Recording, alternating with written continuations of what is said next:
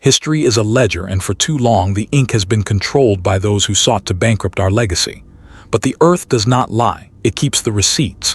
In 1910, archaeologists digging in the ruins of Meraa in what is now modern Sudan uncovered a shocking artifact buried beneath the threshold of an ancient temple. It was the bronze head of Caesar Augustus, the most powerful man in the Roman world. This wasn't a gift. This wasn't a tribute. This was a trophy. The receipt is this. In the year 24 BC, while the Roman Empire was swallowing the known world, a black woman, a Kandake, led an army into Egypt, sacked the Roman fortresses at Aswan and Falah, and decapitated the statues of the emperor. She brought the head back to Meraa and buried it under the steps of her temple so that every time her people walked into the house of God, they would literally step on the face of Rome. This is the suppressed truth. We were never just subjects of history. We were the masters of it. The receipt proves that while they claimed to be the masters of the world, they met a force they could not break. A force led by a lineage of sovereign women who understood that power is not given, it is defended. This is the 100-year war that Rome wants to forget. This is the receipt of the Kandakes. Welcome back to the archive. This is where we settle the debt. Pull up a chair. Today we open the file on Kush, the intellectual fortress they tried to label as a satellite of Egypt. For centuries, they tried to tell us that the greatness of Africa was a reflection of outside light. They looked at our pyramids, our iron-smelting furnaces, and our writing systems, and they tried to find a European or Asian origin for them. They failed. The indigenous scholarship of Dr. Cheikh Anta Diop and Dr. John Henrik Clarke settles the debt here. Kush was the source, not the shadow. And at the heart of this source were the Kandakes, the Queen Mothers.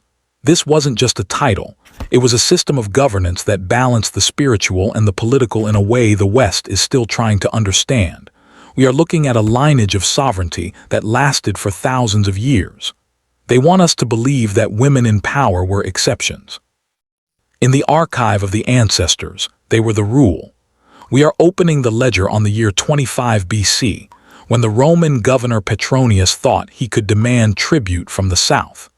He didn't realize he was about to start a war with a civilization that had been perfecting the art of sovereignty since the beginning of time. To understand how we defeated Rome, you must understand the logic of the system. The Kandake was more than a queen. She was the mother of the king and the high priestess of Amen. This was the mathematics of balance. While the Roman Empire was built on the logic of the pater familias, the absolute rule of the father, Kush, was built on the logic of the matrilineal core. The scholarship of Dr. Ivan van Sertima proves that the Kandake held the right of succession. The power didn't come from the husband, it came through the blood of the mother. This created a political stability that Rome could never achieve. While Rome was constantly collapsing into civil war every time an emperor died, Kush stood as a sovereign intellectual fortress for over 1,000 years. The logic was rooted in the balance of the universe. Sovereignty wasn't about conquest, it was about the protection of the lineage. When the Romans moved into Lower Nubia, they weren't just crossing a border, they were violating a sacred contract.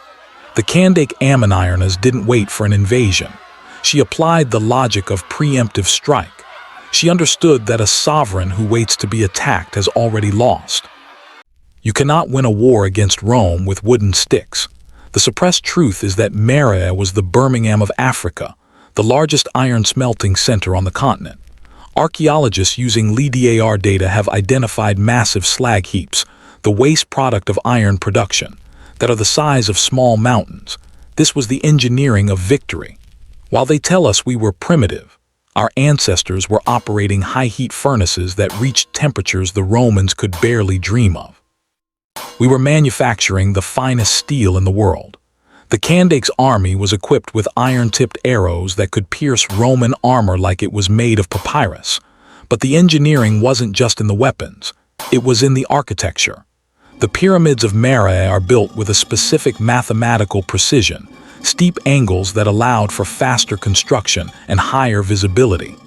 This was the intellectual fortress in physical form. Every pyramid was a receipt of a sovereign who had been buried with the iron tools of their trade.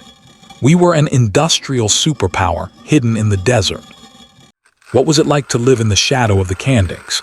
Daily life was a lived experience of abundance and order. The scholarship of Dr. Molfi Kita Sant reminds us that Kush was a land of the great enclosure. We lived in planned cities with advanced irrigation systems called hafirs, massive reservoir tanks that captured the seasonal rains to provide water for cattle and crops all year round. We were a society of cotton and gold. While the Romans were wearing heavy wool in the heat, our ancestors were dressed in fine-spun Meroitic cotton, dyed in vibrant indigos and matters. We ate bread made from sorghum and drank palm wine from ceramic cups that were painted with intricate geometric patterns, receipts of a high aesthetic culture. Literacy was not a privilege for the elite. It was a reality of the community. We used a 23-character alphabetic script, the Meroitic script, that we are only now beginning to fully decipher. Imagine a world where every citizen understood the laws of the land because they were written on the walls of the city in a language they could read. This was the sovereignty of the mind. The defeat of Rome at the hands of the Kandakes wasn't just a local victory. It sent shockwaves through the entire global economy. When Kandake Amanirenas seized the Roman gold and statues, she wasn't just taking loot. She was signaling to the rest of the world that the Roman God Emperor was a man who could bleed. The scholarship of Dr. Chancellor Williams emphasizes that Kush was the southern gate of the world. We controlled the trade routes that linked the interior of Africa to the Red Sea and the Indian Ocean. When we pushed Rome back, we secured the sovereignty of the continent's resources for another 400 years. We were the providers of the world's luxury. The ivory, the exotic animals, the spices, and the gold of the world passed through our hands. By defeating Rome, the Kandakes forced the empire to sign a peace treaty that exempted Kush from paying tribute. This was the only time in history that Rome signed a treaty as an equal with a black nation. We didn't just impact the world, we forced the world to respect our borders. This is where the conflict begins. After the war, they arrived with their pens and their erasers. The 19th century European explorers like Giuseppe Ferlini didn't come to study Kush, they came to destroy it. Ferlini literally blew up the tops of over 40 pyramids in Mera just to find the gold hidden inside. They couldn't explain how savages built better than them, so they tried to bury the receipt.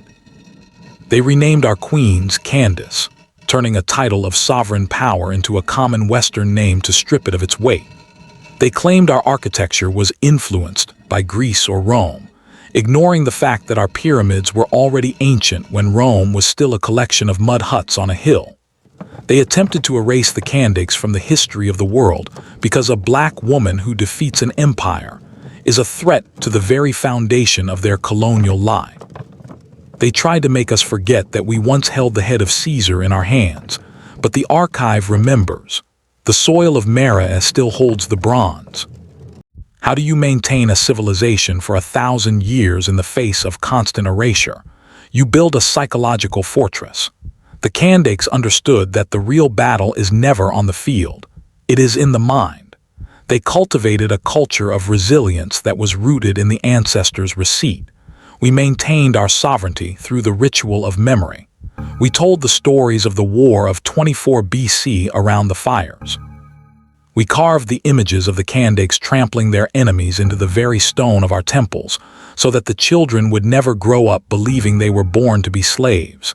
This was the suppressed truth of our strength. We didn't just survive, we thrived. We understood that a people who know their history can never truly be conquered. The psychological fortress of the Kandakes was built on the belief that we are the original architects of human excellence. They tried to break our spirit, but our spirit is made of the same iron we forged in the furnaces of Mera. We are closing the file for today, but the receipt is yours to keep. The Kandake Queens were not myths. They were the living proof that black women have always been the protectors of sovereignty and the engineers of victory. When you look at the head of Augustus in the British Museum today, remember where it was found. Remember that it was buried under the feet of a black woman who refused to bow. The debt is being settled. The archive is open. You are no longer a guest in history. You are the owner of it. Take your receipt. Reclaim your sovereignty.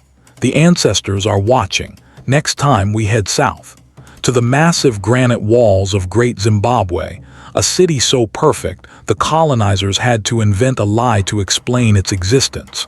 Subscribe to enter the ancestors' receipt and reclaim your receipt.